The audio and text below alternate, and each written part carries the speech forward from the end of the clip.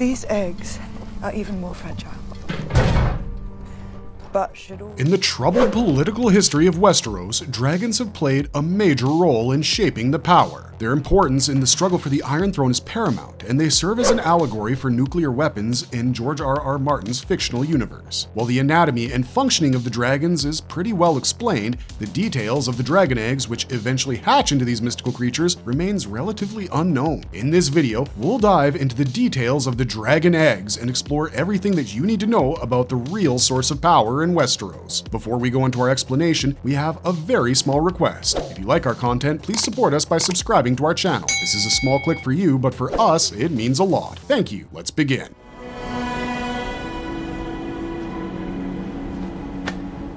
What do dragon eggs look like? It's been established that dragons are egg-laying creatures in the House of the Dragon universe, and this is the only means of reproduction for these creatures. The eggs that we've seen so far in both House of the Dragon and Game of Thrones are large and have tiny scales all over them. These eggs are colorful, and the outer shell shimmers like polished metal under sunlight. The color of the eggs also determines the color of the dragon, and we've seen the likes of Rhaegal, the dragon with jade green scales and wings, hatch from a deep green colored egg. The mighty Drogon with black scales and teeth hatched from a black egg, and the examples are plentiful.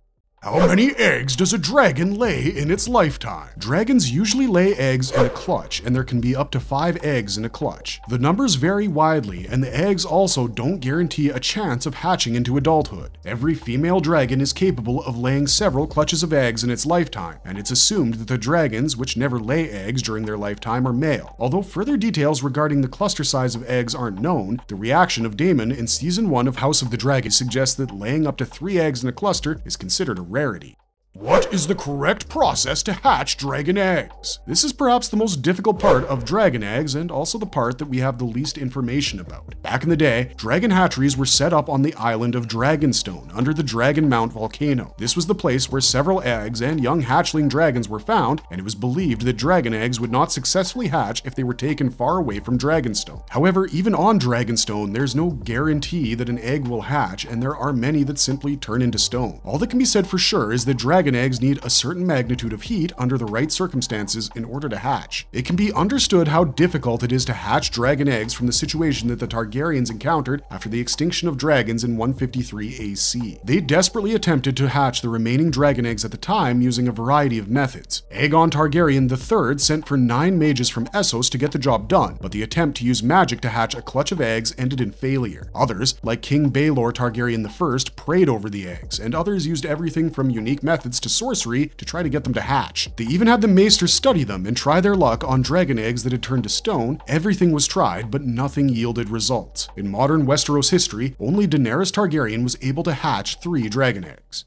What makes fossilized dragon eggs so expensive? When dragon eggs don't hatch, even after a very long time, they eventually turn to stone. But even these fossilized versions have great value in and around Westeros. It's been suggested that the fossilized dragon eggs are more precious than expensive stones like rubies, and in Game of Thrones, when Daenerys possessed dragon eggs that were thought to have been turned into stone, she was advised by Ser Jorah Mormont to sell one of the eggs for a ship that could take her back to the free cities. It was often hinted that if she sold all 3 dragon eggs, Daenerys would become significantly wealthy and could lead a comfortable life. Luckily, she was persistent about never selling the eggs, and miraculously, they hatched for her after she walked into the funeral pyre of her dead husband, Khal Drogo, with the eggs. Long after the dragons went extinct, the remaining eggs were still regarded as prized possessions because of their exorbitant values. One of the factors that made the dragon eggs so expensive is probably the historical value associated with them. You can think of this as a rare artifact, and the prices skyrocketed because of their rarity. Secondly, there was always the slim chance that the eggs would hatch into dragons, and this potential also contributed to the high prices. The eggs themselves were extremely strong and seemed to be indestructible in nature, so these weren't some random perishable goods. All of this contributed to the exorbitant pricing of the dragon eggs even after the extinction of the dragons, and in many ways that pricing was extremely justified.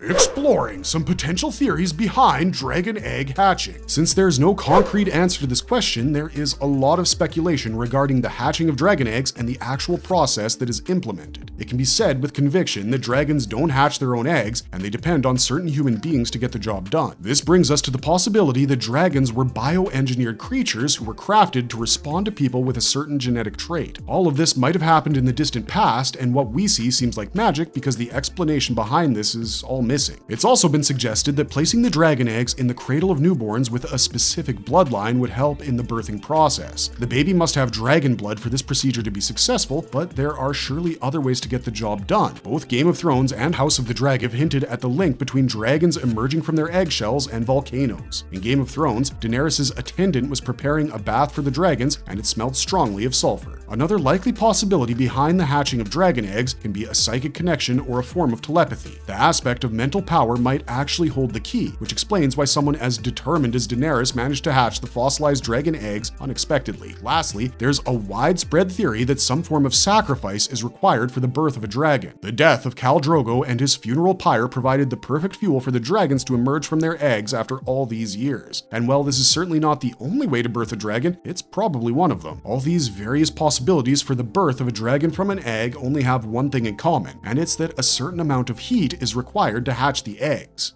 Why do dragon eggs need heat to hatch? Almost every egg-laying creature in the world requires heat for the eggs to hatch successfully. Birds sit on their eggs to keep them warm, and there are others, like turtles, who lay eggs underneath the sand for the necessary warmth. While dragons are mystical, fictional creatures, it seems like the basic nature of egg hatching has been kept the same. Heat isn't the only condition required for the eggs to hatch, but it is an important one. The creatures form within the eggs only at a certain temperature, and this temperature point, in all likelihood, is incredibly high. Basically, dragon eggs need both the right individuals and the right circumstances in order to hatch, and a sufficient amount of heat makes sense because we are legit talking about fire-breathing creatures here. In the earlier days, dragons were born from volcanoes, and you can imagine the high temperatures that hatched the eggs back then.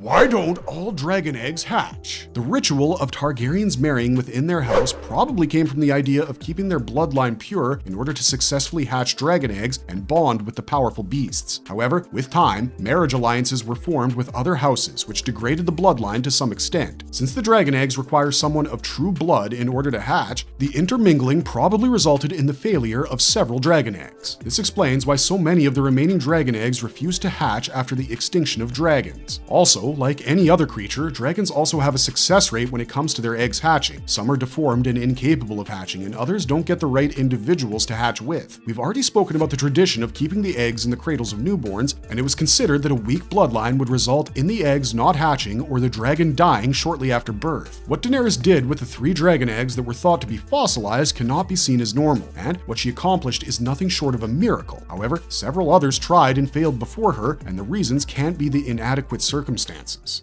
How did the Targaryens use the dragon eggs in rituals, and what is their significance to dragon bonding? Exploring the magical and mystical properties. Targaryens have a special bond with dragons, and historically, they've been the only people who bonded with dragons effectively and used them to their advantage. Even with dragon eggs, the Targaryens had a variety of customs, and one of the most important ones seems to be placing the dragon eggs in the cradles of young children. It became an acknowledged custom during the reign of King Viserys Targaryen I, and dragon eggs were always placed in the cradles of newborns in the family. The significance of placing this egg in the cradle was paramount because it was considered that the child was a true Targaryen if the eggs hatched. If the eggs failed to hatch or birthed a weak dragon that died shortly after, it was regarded as a bad omen. This started out as a meaningful tradition, but it continued long after the death of the last known dragon. Later, even though the eggs had stopped hatching, they were still placed in the cradles of royal newborns as a continuation of the tradition.